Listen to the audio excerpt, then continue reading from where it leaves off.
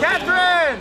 Catherine! Catherine Deneuve is 70 years old, has been on the screen 57 years, and has made more than 100 films. In her early years, she became known as the Ice Maiden. She was elegant, distant, reserved. Then she skipped with apparent delight into films packed with passion, often with some pretty kinky sex. Belle de Jour, Manon 70. Her personal life was always interesting but never scandalous. Love affairs in France are rarely scandalous, and she had them with some of the most brilliant directors and actors of her time. Her message was clear. If you want me, you've got to deserve me, and if you do, welcome to paradise. What is it like to be hailed as the most beautiful woman in the world? Well, I don't hear that. Sometimes people say, you've been quoted to be called. I don't know. It's not something I live with, It's just that something I thought was a nice compliment. And it's more than a nice compliment. I mean, it's nice to be told you're beautiful, but the most beautiful woman in the world. Yeah, but what I mean is a lot of good-looking women have been called like that, as far as I can remember. No. Oh, no, yes. No. Oh, yes. I'm sure I read it within Name a week. a few. Name a few? You see?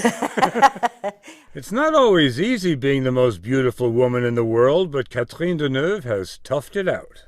I read an article in which you were quoted as saying, "Beauty has always been a burden for me." Now, I told several women at our office this morning that, and they said, "Give me a break." Yes, they're right. I never said that. Okay. No, I said that it can be a burden because there is a certain expectation, So it can become a burden sometimes, but to really be a burden, no. I never said it was only a burden. That's certainly not. She changed her name from d'Orléac to Deneuve for her second film, Ladies' Man, and fell for world-renowned ladies' man director Roger Vadim. Their son Christian was born when she was 19 and speeding toward stardom in The Umbrellas of Cherbourg. I remember reading you saying that Umbrellas of Cherbourg is your favorite film. I suppose it is. Did your life really change after The Umbrellas of Cherbourg? Oh, yes. The film got the prize at Cannes Film Festival and traveled all around the world. I went to a lot of countries with the film.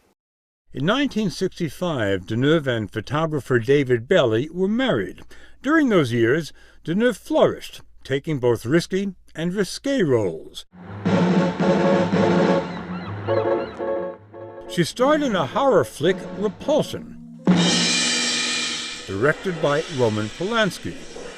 At 22, she was in theaters around the world. J'ai une idée.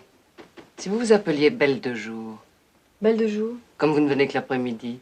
2 years later, she appeared as an elegant, affluent woman who does tricks in the afternoon. C'est joli, ça. Il faut mettre une robe qui s'enlève en 2 temps, 3 mouvements. What was it like for you when you acted in your first really steamy movie? What would be a steamy movie? A steamy movie would be Belle de Jour. Ah, sex. Mm-hmm. In Belle de Jour, she's a very restrained, sophisticated person, I don't think she's doing things that is a big contrast with who she seems to be. And it was a new kind of role for you. Yeah, but I think that was part of the attraction to the character of Belle de Jour. The attraction transcended her beauty. There was something distinctly, inevitably French about Catherine Deneuve. If France is known for its cuisine, its wine, and its women, what is it about French women? I don't know what to say. I read that French women are able to do the life they want and eat what they want and still stay not putting on weight and things like that. You're not mentioning anything to do with a certain kind of flirtatiousness. No, I don't know. I wouldn't think of that because... Oh, yes. No, I didn't think of that. In 1971, she appeared for the first time with Italian idol Marcello Mastroianni, who would become her lover and the father of her daughter, Chiara. They never married, and the affair lasted 4 years, but trying to get her to talk about it is like squeezing water from a stone. Marcello Mastroianni has always been a very, very big deal in this country since Dolce Vita. Yes, it was an incredible film. Indeed. What can you tell us about him? Not much. I mean, not much I would like to say. A great personality and a very shy actor, very modest person with a great sense of humor. The reigning king of French cinema, François Truffaut, was also her lover. He's said to have broken down when she left him. But 10 years later, Truffaut directed Deneuve in the critically acclaimed The Last Metro.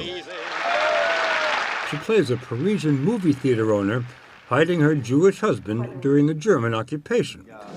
Deneuve won the César, considered the French Oscar. Écoutez-moi bien, vous.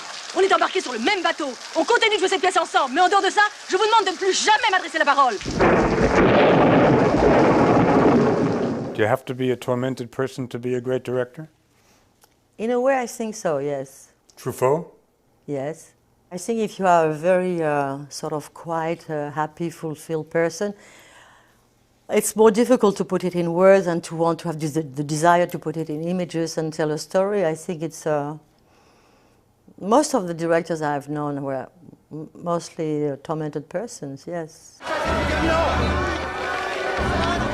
Nearing 50, she played an unmarried plantation owner who raises a Vietnamese orphan in French Indochina.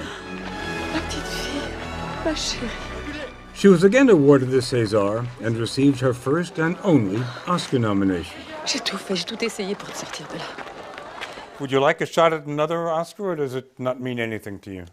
No, I wouldn't say it doesn't mean anything to me, but there is no chance that it can happen. You know, it's very rare that a French-speaking actress nominated in a film for the Oscar. I know it has happened, but it's very rare. We just have to do more English-language films. Yeah, I'd like to.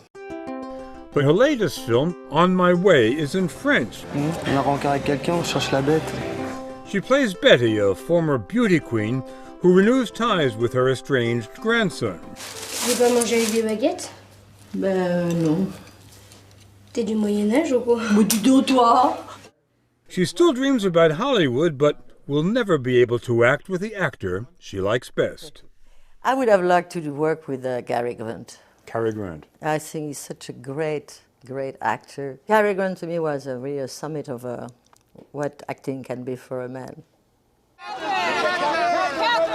Looking at Catherine Deneuve today, you can understand what it is people really want to know about her. And it's neither her talent nor her love life. Both women and men insisted I ask you that what is the secret to aging well aside from starting out beautiful? I think it's different for men and women. I think for men it has more to do with a fulfillment of what they do in their life, their social life, their work. I think for women it's more private. It has more to do with a personal fulfillment with life, love, and children, and work also, but not as the first main thing, I think. Do you find aging difficult? I think it's difficult for everybody. It's difficult, it's the energy, you know, that you miss sometimes, which is a problem. Here you're still going? Going Very where? strong? Very strong. Yes, I mean, you're turning out movies. And the only reason I mention that is that French people, as you know, have this reputation about being passionate about retiring. It depends on what you are doing in life. As an actor and artist, they don't retire, you know. It's not your decision, it happens. Well, you were blessed then, weren't you? Quite.